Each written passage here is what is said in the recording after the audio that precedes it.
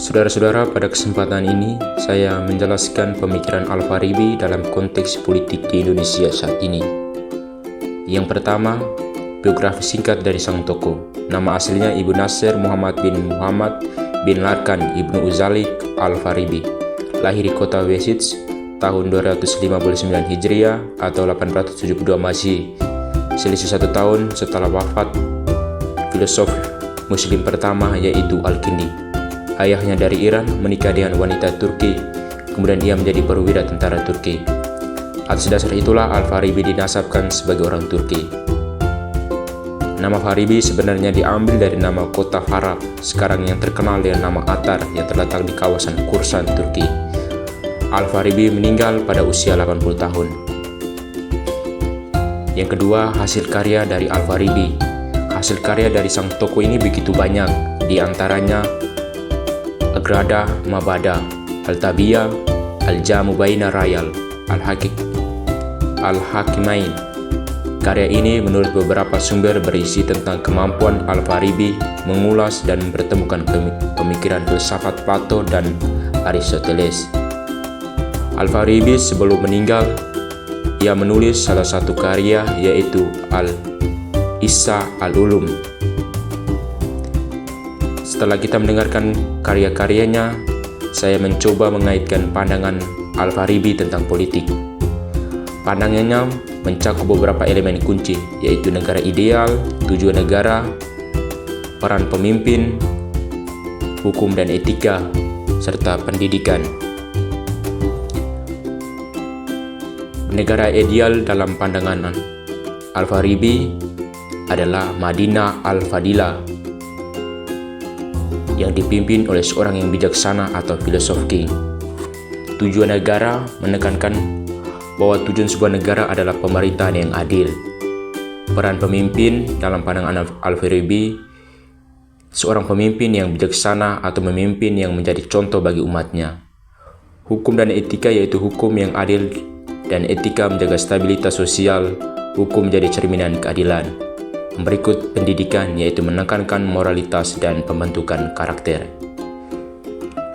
Yang berikut, Al-Farabi kemudian menjelaskan kualifikasi seorang kepala negara di dalam negara utama.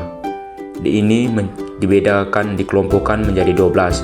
Saya mencoba menyimpulkan karena begitu banyak, yaitu yang pertama, kepala negara itu harus bijaksana, sehat, kuat, mencintai kebenaran, dan mencintai keadilan, serta memperhatikan rakyat-rakyat kecil, dan orangnya berjiwa sosial tinggi.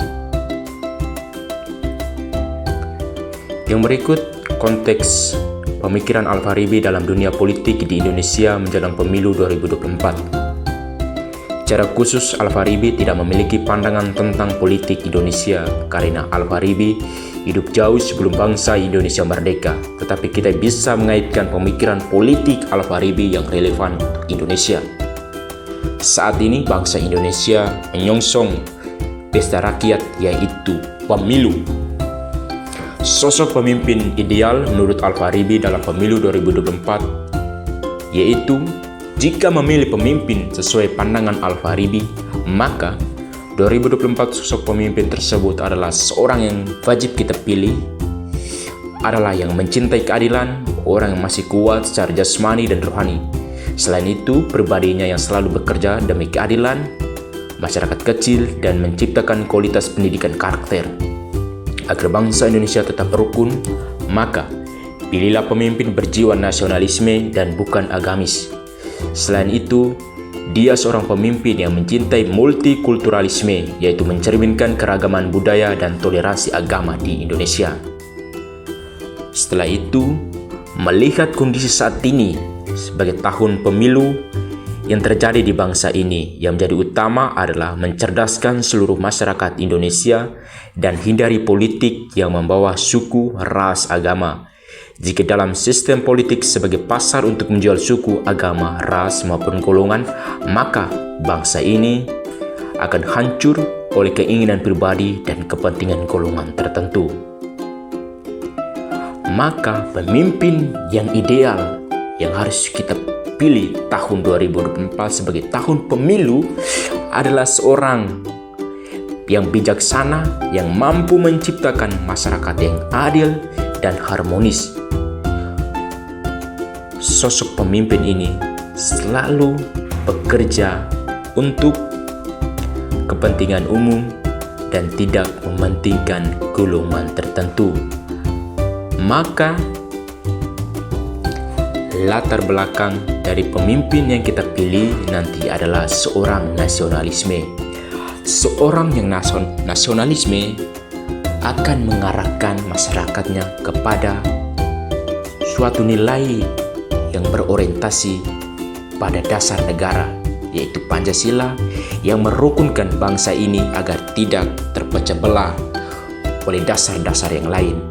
Dengan demikian, konteks pemikiran Al-Farabi dalam politik Indonesia saat ini adalah bagaimana kita memilih bangsa ini dengan pemimpin yang bijaksana, yang tidak mementingkan golongan-golongan tertentu atau diperalatkan oleh orang-orang tertentu, tetapi memilih pemimpin yang bebas memperhatikan masyarakat secara umum, secara luas, dan tidak mementingkan golongan-golongan tertentu. Dengan demikian, marilah kita memilih seorang pemimpin yang bijaksana dalam kultur budaya Indonesia yang menekankan namanya toleransi, baik itu dari budaya, agama, suku, ras, dan lain sebagainya. Dengan demikian, sebagai warga yang bijaksana, maka saya mengajak marilah memilih pemimpin yang bijaksana dan nasionalisme terhadap bangsa Indonesia. Sekian dan terima kasih dari saya.